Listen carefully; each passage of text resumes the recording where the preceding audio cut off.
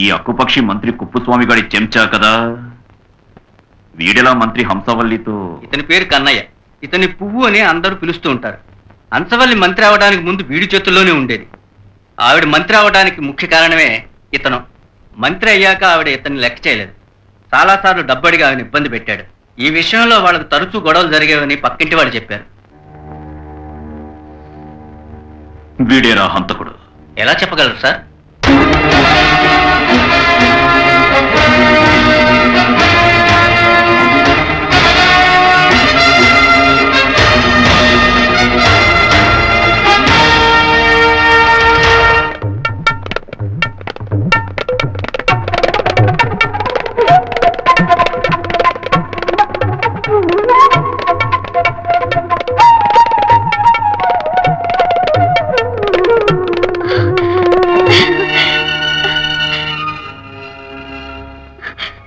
అసలు హంతకుడు ఎవరో మా నాన్న కనిపెట్టేశారు. ఇక మీరు తప్పక విడుదలవుతారు.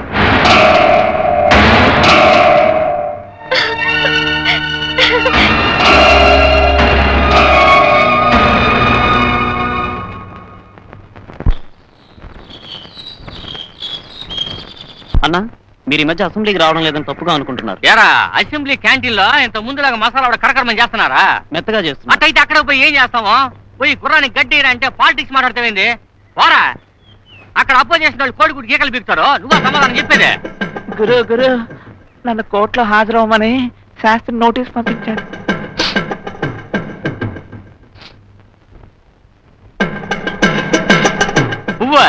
నువ్వు అయ్యోరు కూతురు లేపుకొచ్చాయి. రేపు తెల్లాడతానే నాకు దానికి పెళ్లి.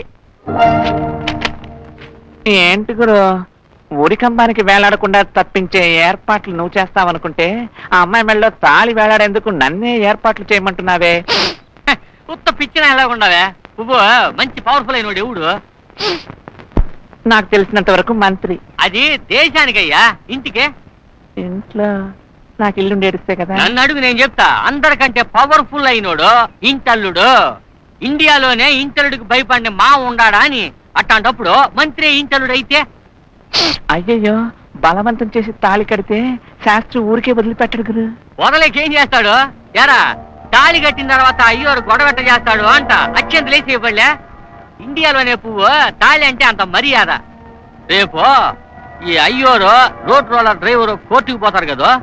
ఇంట్లో తల్లి కూతురు ఇద్దరు ఒంటరిగా ఉంటారు. నువ్వు వెళ్ళి వాళ్ళిద్దరిని ఎత్తకొచ్చేయి. నేను దానికి తాళి కట్టేస్తా.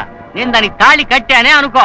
తాళి కట్టిన మరుక్షణమే, ఓ మావో, నా ఫ్రెండ్ పువ్వుని కాపాడతావా లేదా అని చెవులో ఇల్లు కట్టుకుని పోరను. మరి అల్లుడా మజాక? ఇంటల్లుడు పోస్టుకి ఇంత పవరా?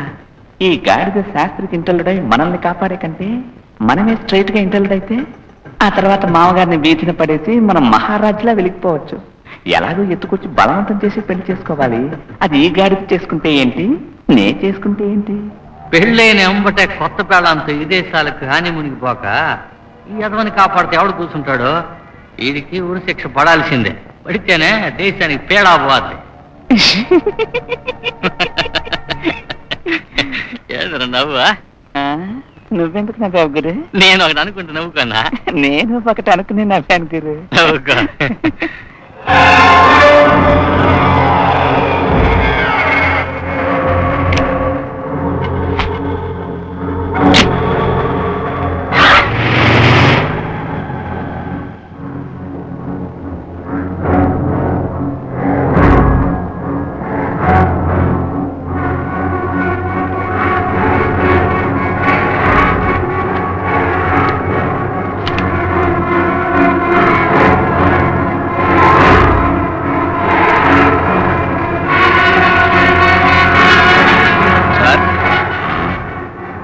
ఆ పువ్వుని కోర్టుకు హాజరు కమ్మని లాయర్ నోటీస్ పంపించాం. అతను మంత్రి కుప్పుస్వామికి బాగా కావాల్సిన వాడు. అందువల్ల ఇవాళ కోర్టుకు వస్తాడా మానేస్తాడా అని నాకు సందేహంగా ఉంది సార్. వాడు వస్తే ఎంత, రాకుంటే ఎంత?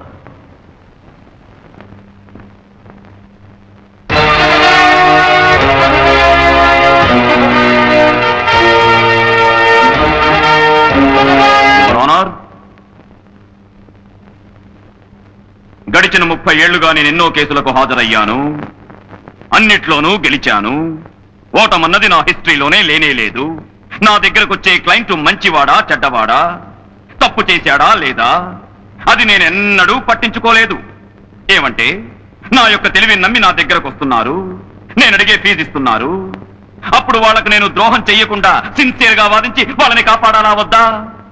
అదే కదా నా వృత్తి ధర్మం. జయిస్తూ ఉండాలి, ఓటమితో తలవంచకూడదు అనేటువంటి కసి. అందువల్ల వృత్తి ధర్మాన్ని మాత్రమే చూసుకునే నేను మనస్సాక్షికి ఏది ధర్మమో అనేది మర్చిపోతూ వచ్చాను. నాకుండే వాదనా పటిమతో నా దగ్గరకు వచ్చే నిజమైన నేరస్తుల్ని నిరపరాధులుగా నిరూపించి వాళ్ళని విడుదల చేయించడం ఈ దేశానికి ప్రజలకు నేను చేస్తున్నటువంటి పెద్ద ద్రోహం కదూ. నేరస్తుడు శిక్ష తప్పించుకోకూడదు కదూ. అది ఇన్నాళ్ళు ఈ పొగరెక్కిన బుర్రకెక్కలేదే, కానీ ఇప్పుడెక్కింది.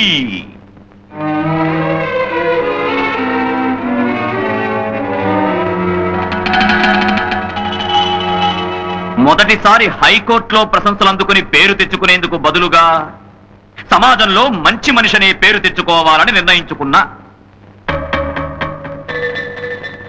రోడ్ రోలర్ ఎక్కించి ఒకళ్ళని చంపడం కుదరదని ఆ రోజు వాదించాను. అది వాస్తవమే.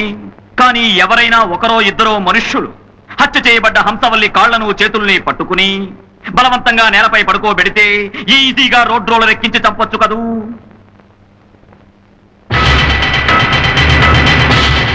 వీడు పట్టుకున్నాడు,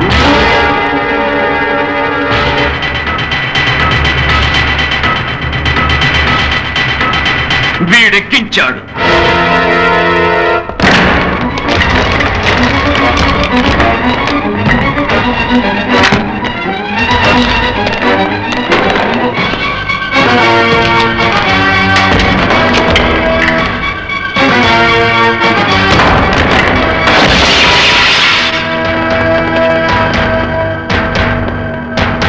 అతన్ని పట్టుకోండి, అవి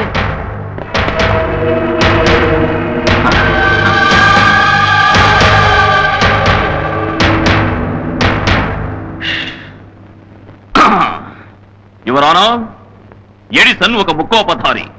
వాడు పట్టుకున్నాడు, వీడు ఎక్కించాడని చెప్పిన వెంటనే అయ్యో జడ్జి గారు, నేను ఈ హత్య చేయలేదు, ఈ వకీలు తప్పు చెప్తున్నాడు అని కేకలేసుండొచ్చు, కన్నీరు పెట్టుండొచ్చు, వేరే వకీల్ని పెట్టి వాదించుకుంటానని చెప్పుండొచ్చు.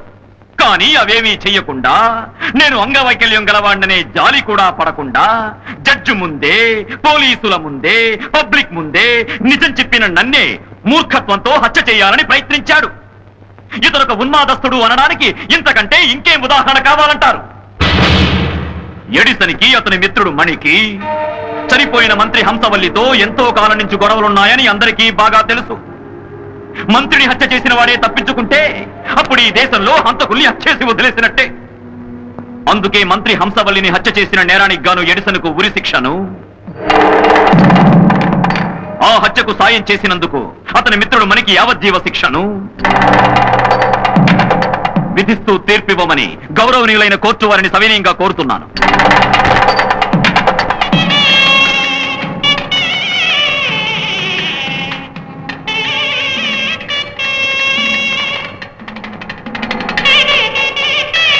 సరైన సాక్ష్యాధారాలు నిరూపించబడినందువల్ల సమాజంలోనూ ప్రభుత్వంలోనూ ముఖ్య వ్యక్తి అయినటువంటి మంత్రిని, అందులోనూ ఒక మహిళా మంత్రిని, గవర్నమెంట్కు చెందినట్టి రోడ్డు రోలర్ వాహనాన్ని ఉపయోగించి హత్య చేసిన నేరానికి గాను ఎడిసన్కు ఉరి శిక్షను, ఆ నేరానికి సహాయకారిగా ఉన్నటువంటి మణికి యావజ్జీవ శిక్షను విధిస్తూ తీర్పివ్వడమైనది.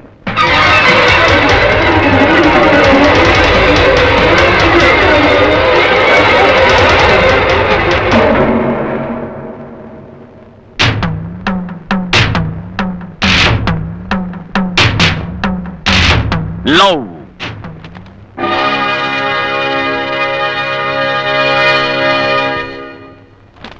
ప్రేమ, అది కూడా బ్రాహ్మణ ఇంటి పిల్లతో ప్రేమ, అది కూడా నీ ప్రాణాలు కాపాడడానికి భగవంతుడే నియమించినట్టి ఈ శాస్త్రి గారి అమ్మాయితోనే ప్రేమ. తిన్నింటి వాసాలు లెక్క పెట్టడం, అందుకీ అక్కు పక్షి నీకు సపోర్టు. ఫోటో తీసింది ఎవరో తెలుసటోయ్.